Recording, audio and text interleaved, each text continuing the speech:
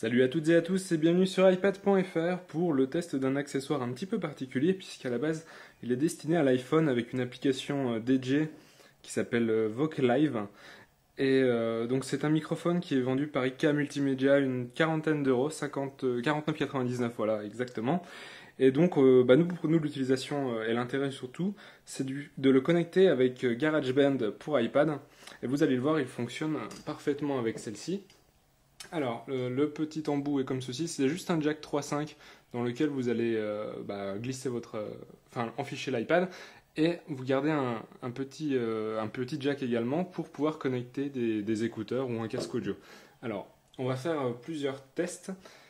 Déjà, il faut savoir que le microphone possède 3 positions de capture de son. Une qui est beaucoup plus forte et du coup essaye de camoufler les bruits environnants. Donc ça permet vraiment de cracher un peu plus le son de la voix pour essayer d'étouffer un petit peu ce qui nous entoure. Une position au milieu qui elle est plutôt classique et une position faible qui elle est tellement atténuée que du coup c'est pas forcément évident de percevoir du son avec. Donc on va rester pour ce test là en position milieu, il n'y a pas de bruit environnant, on est seul dans la pièce.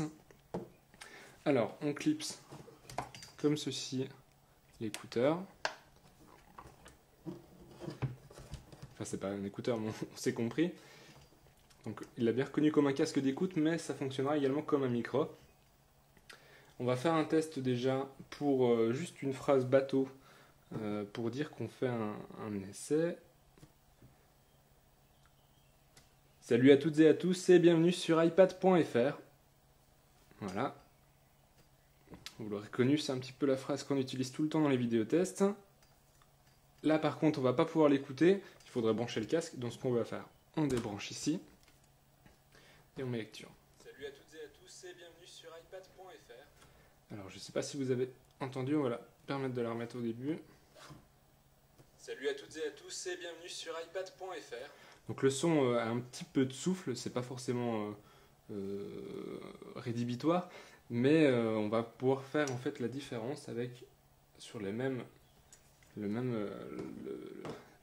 piste audio. On va faire un enregistrement, ce coup-ci, mais avec le microphone intégré à l'iPad. Alors hop, j'arrête tout de suite, il m'a mis le métronome, on va l'enlever. Pourtant il était désactivé, bon. Salut à toutes et à tous et bienvenue sur iPad.fr. Voilà. Et du coup, on va venir écouter l'ensemble. Salut à toutes et à tous et bienvenue sur iPad.fr. Voilà.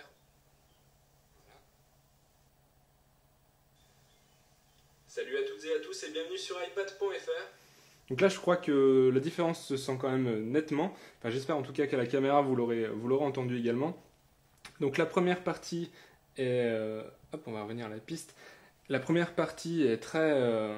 voilà, la différence entre les deux. On va peut-être le voir comme ça. La première piste est très souple, en continu en fait. On arrive à avoir une certaine égalité dans le bruit.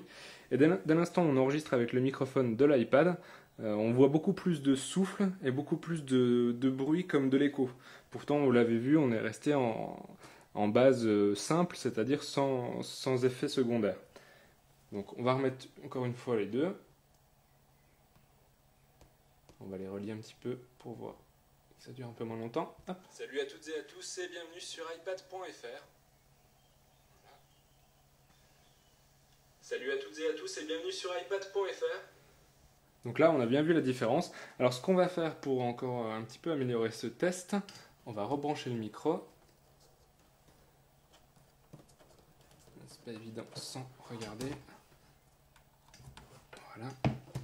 Et ce qu'on va faire, on va passer avec la position haute du micro, donc celle qui capte beaucoup plus le son environnant. Enfin, qui essaie de l'étouffer au profit de la voix, pardon. Et on va faire un test juste derrière. Salut à toutes et à tous et bienvenue sur iPad.fr. Voilà, donc on l'a vu sur l'aiguille, ça capte beaucoup plus le son. Vous voyez, là quand je parle devant le micro, je suis à 5 cm du micro. L'aiguille touche souvent la zone rouge. Donc là je passe par exemple en état du bouton milieu du micro. Et là quand je parle, vous voyez, l'aiguille n'atteint rarement le 7 et encore le 10 à la limite, VU. Donc pour les connaisseurs en audio, je suppose que ça leur parlera. Et si je mets le micro en état bas, donc comme ceci, là j'ai beau parler, ça décolle même pas au-dessus du 20. Voilà. Donc maintenant on va écouter le résultat. Vous le voyez déjà à l'image de la piste, ça a l'air beaucoup plus saturé. Voilà, on voit bien les ondes qui sont beaucoup plus fortes. Alors on va mettre en premier l'iPad 2. Ah oui, hop, faut débrancher. On va mettre en premier donc l'iPad 2 et son entrée audio. Salut à toutes et à tous et bienvenue sur iPad.fr. Salut à toutes et à tous et bienvenue sur iPad.fr.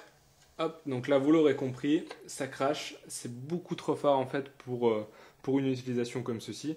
Donc on conseille évidemment la position du bouton au milieu. On va refaire un dernier enregistrement avec ce bouton là, avec ce mode là en tout cas. Et on va essayer de faire une autre phrase, reste à la trouver. Ceci est le test micro e-ring de IK Multimédia qui permet à l'iPad 2 d'enregistrer sa voix sur GarageBand par exemple.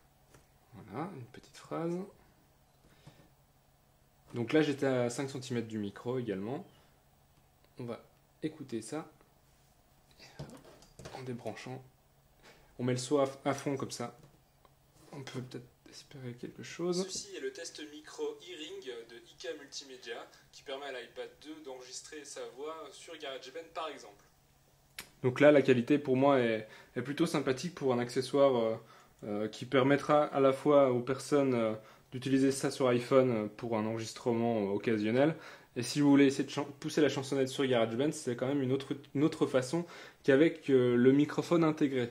Alors évidemment, on peut appliquer des samples audio sur cette partie, de tête comme ceci. Media qui permet à l'iPad 2 d'enregistrer sa voix sur. Donc là on a mis un petit peu de réverbération. On va mettre un autre mode. Media qui permet à l'iPad 2 d'enregistrer. Donc là en fait on sature la voix. Donc après c'est des effets classiques de GarageBand qu'on peut recoupler dessus, donc comme la fonction micro de base. Donc bah écoutez, on se quitte là-dessus. Donc c'était bien évidemment la présentation du e-ring Mic, un micro prévu normalement pour iPhone mais qui fonctionne sur iPad. Donc c'est à conseiller si vous êtes vraiment devenu accro comme nous. Et bah l'iPad et son application GarageBand. Et donc voilà, c'est vraiment le petit plus que vous pouvez ajouter à votre application GarageBand pour essayer de faire des captures de son un peu plus poussées et surtout beaucoup plus réalistes. Et bien on se quitte là-dessus avec la petite traditionnelle note de 5 sur 5, puisque pour le coup, hormis le prix quand même assez élevé quelque part pour un microphone